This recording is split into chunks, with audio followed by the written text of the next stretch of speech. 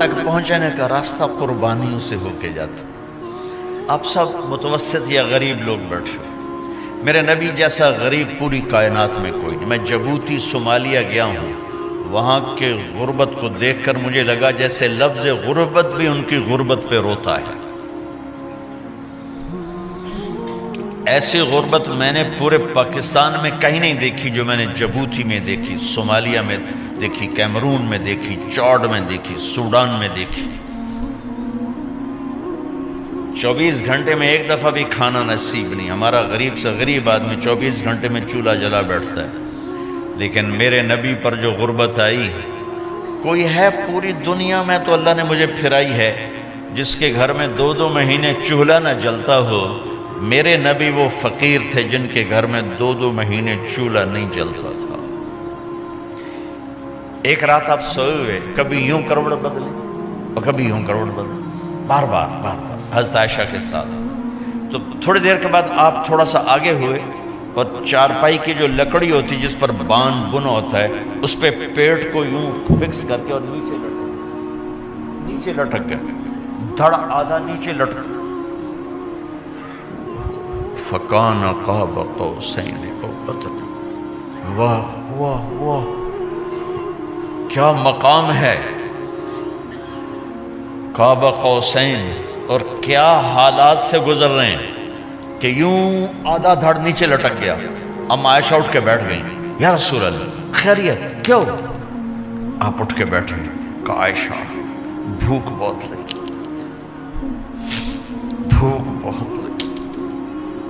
اس لیے پریشر دیا تاکہ وہ جو بھوک کی طلب ہے نا میدے میں اس کو پریس کیا. اس لیے پتھر باندھتے تھے کہ وہ پیچھے چلا جائے. آپ مسجد میں تشریف فرما تھے، ایک صحابی نہ کر کہ یا رسول یہ دیکھیں کپڑا ہٹایا، یہ دیکھیں میں نے پیڑ پہ پتھر باندھا.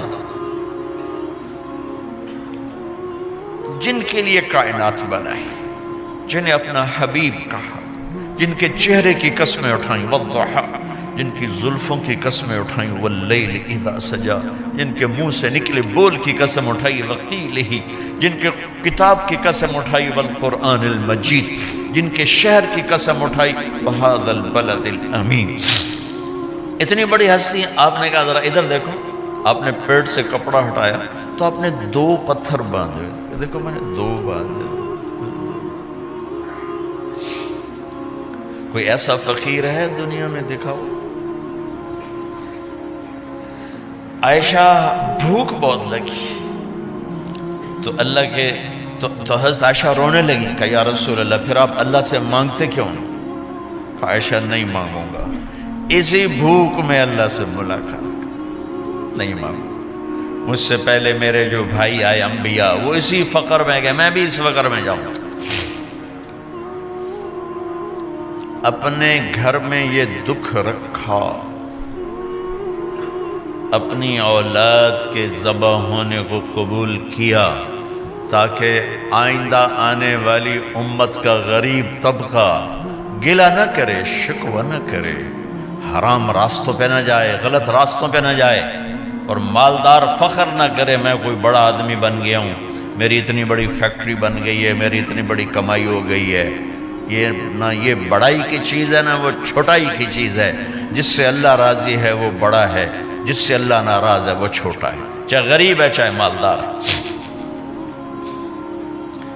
حضرت عائشہ فرماتی ہیں بیٹا 2 مہینے گزر جاتے تھے ہمارے گھر میں چولہا نہیں جلتا تھا، چولہا نہیں جلتا تھا، 2 ماہ گزر جاتے تھے.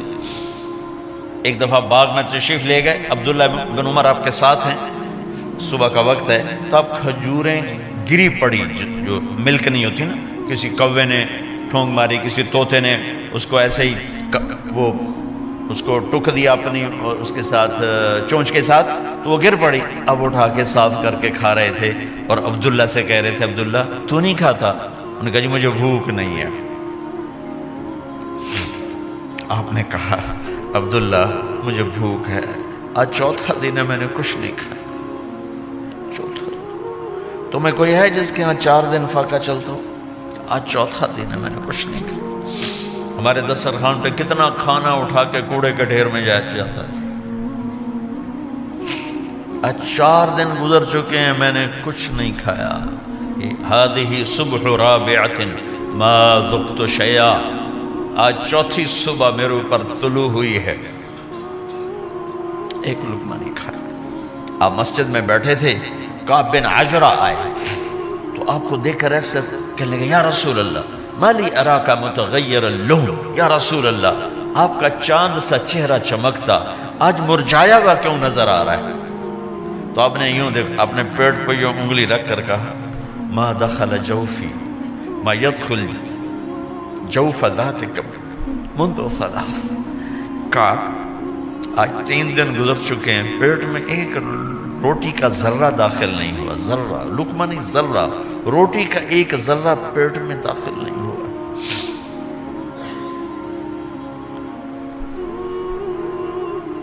और इतनी बड़ी रिसालत, इतनी बड़ी नबूवत,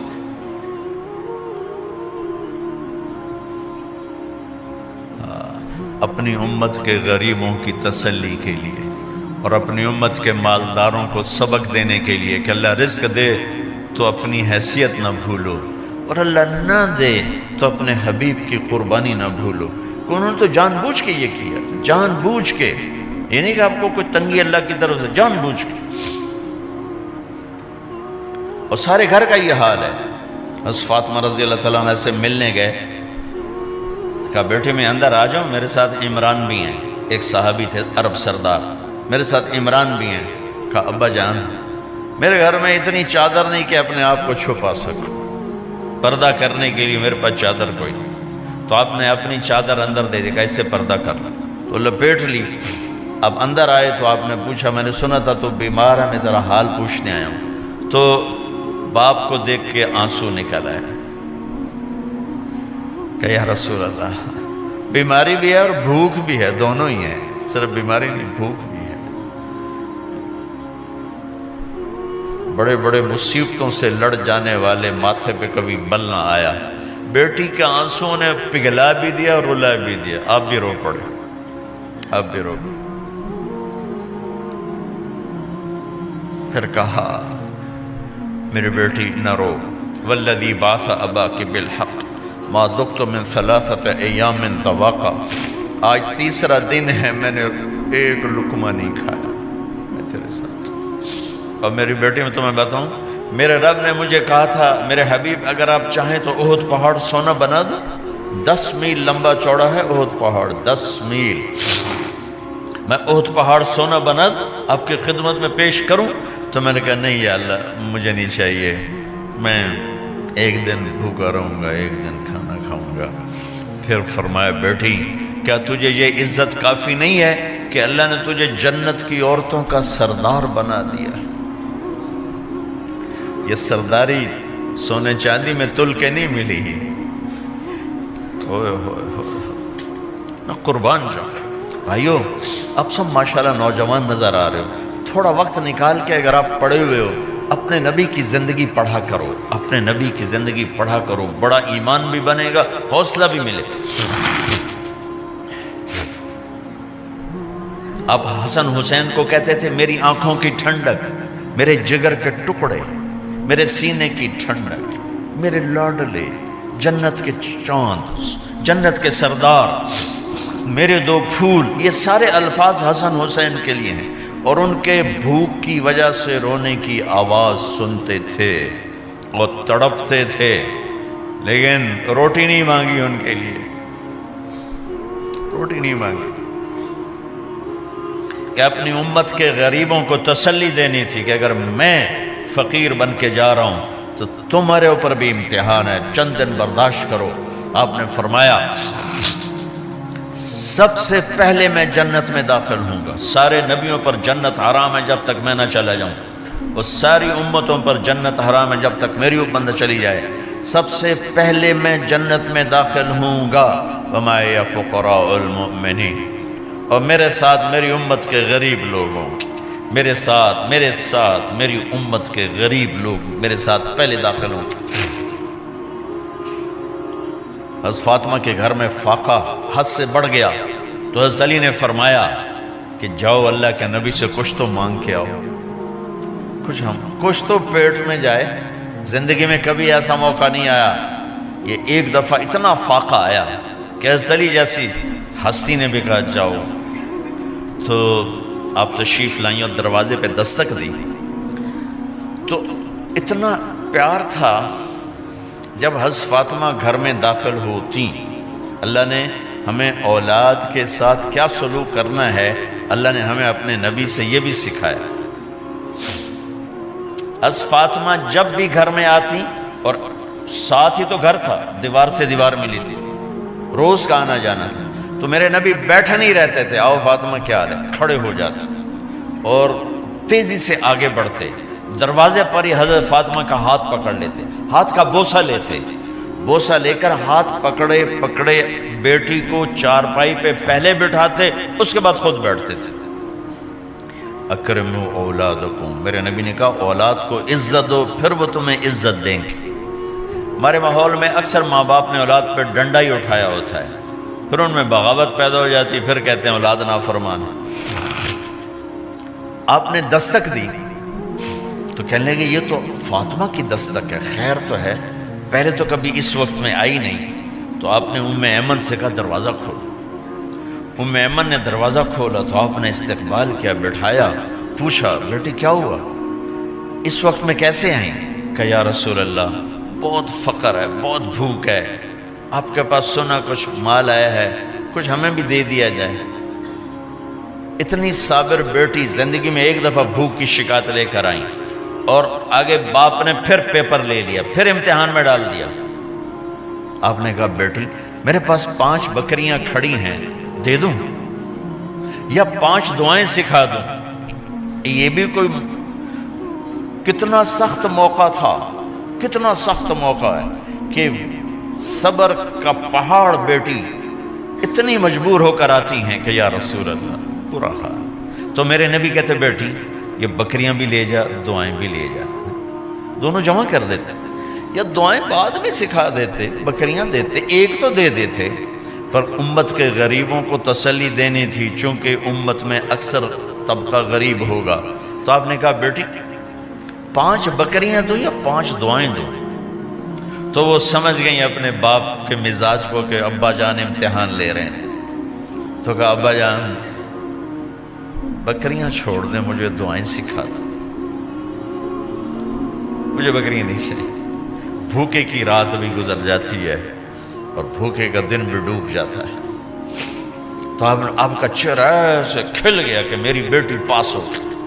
کہا بیٹی آپ تم دعا میں یہ کہا کرو یا اول الاولین یا آخر الاخرین یا ذا القوة المتین یا راحم المساکین یا ارحم الراحمین، یہ تیرے لیے 5 بکریوں سے اعلیٰ چیز۔ اب گھر واپس گئیں خالی ہاتھ۔ حضرت علی نے فرمایا تو کچھ بھی نہیں لائی؟ کہا نہیں لائی ہوں، بہت کچھ لائی ہوں۔ کہا کیا؟ کہا میں دنیا لینے گئی تھی، آخرت لے کے آ گئی۔ ذہبت للدنیا وجئت بالآخرہ۔ تو حضرت علی نے فرمایا تیرا آج کا دن سب سے اعلیٰ دن، خیر ایام کی حال۔ داماد کا امتحان لے لیا، حضرت علی کو بلا لیا، علی 5000 بکریاں دوں کہ 5 دعائیں دوں؟ اس وہاں تو 5 بکریاں، اب 5000 کر دیں۔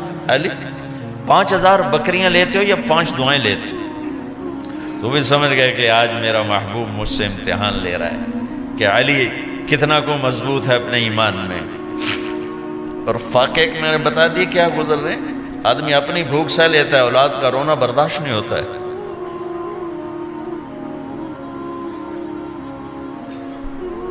علی 5 دعائیں دوں کہ 5000 بکریاں؟ حضرت علی نے عرض کی یا رسول اللہ دعائیں سکھا دیں، بکریاں نہیں چاہیے۔ میرا نبی کا چہرہ کھل گیا کہ میرا داماد بھی پاس ہو گیا۔ علی تو یہ دعا مانگا کر روزانہ، اللہم اغفر لی ذنبی ووسع لی خلقی وبارک لی فی رزقی وقنعنی بما رزقتنی ولا تذهب قلبی الی شیء صرفتہ عنی۔ یہ 5 دعائیں تو مانگا کر، 5000 بکریوں سے زیادہ ہے۔ اللہم اغفر لی ذنبی، اللہ میرا گناہ معاف کر، وسع لی خلقی، میرے اخلاق عالی شان کر، بارک لی فی رزقی، میرے رزق میں برکت دے، قنعنی بما رزقتنی، مجھے لالچ سے نکال دے، مجھے لالچی نہ بنا، مجھے حریص نہ بنا، ولا تذهب قلبی الی شیء صرفتہ عنی، جو تو نے مجھے دیا نہیں اس کی میرے اندر سے طلب بھی ختم کر دے، مجھے اس کا طلبگار بھی نہ بنا کہ یہ 5000 بکریوں سے زیادہ ہے۔ میں نے تھوڑا سا اپنے نبی کے گھر کا نقشہ آپ کو بتایا کہ یہ چند دن صبر کی دنیا ہے، اللہ راضی ہو گیا تو موت سب سے خوبصورت پیغام۔